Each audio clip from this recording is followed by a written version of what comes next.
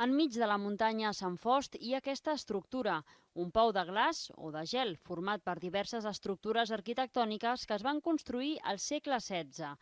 L'edifici principal té un diàmetre de 14 metres i una alçada total des del terra fins a la cúpula de 21 metres. Això li dona una capacitat de més de 2.600 metres cúbics. En aquest pou de glaç es feia gel que fins al segle XIX es repartia per tota l'àrea metropolitana de Barcelona. Quan es va començar a produir gel a nivell industrial ja va quedar en desús i abandonat. Sant Fost va declarar com a bé cultural d'interès local fa 2 anys el pou de glaç de Condonadeu, el més gran del Mediterrani occidental. Des de l'associació ecologista La Xopera, però, reclamen que es mantingui i que es facin tasques per evitar el seu esfondrament. Que és crític el mantenir-ho com està.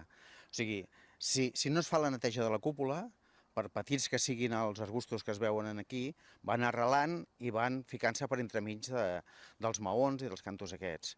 I tot això va provocant que es vagi... Ja, si s'entra, ja es veu que hi han caigut pedres i que han caigut totxos, uns han malmès l'escala, altres han d'això. Per tant, o sigui, la neteja i l'acurament per deixar-lo bé, de que no perjudiqui, és urgent i prioritària.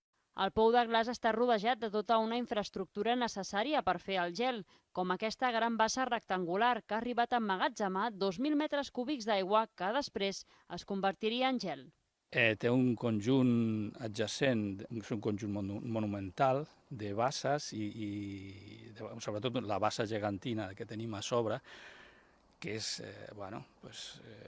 s'omplia d'aigua i d'aquesta aigua es congelava als matins i hi ha unes replanetes on es feia el gel, i es picava el gel i es tirava per aquell forat que tenim aquí a dins del pou de glaç. O sigui, de fet era una indústria, una fàbrica de gel per abastir Barcelona. L'entitat ecologista ja ha mantingut reunions amb l'Ajuntament perquè faci un requeriment al propietari dels terrenys.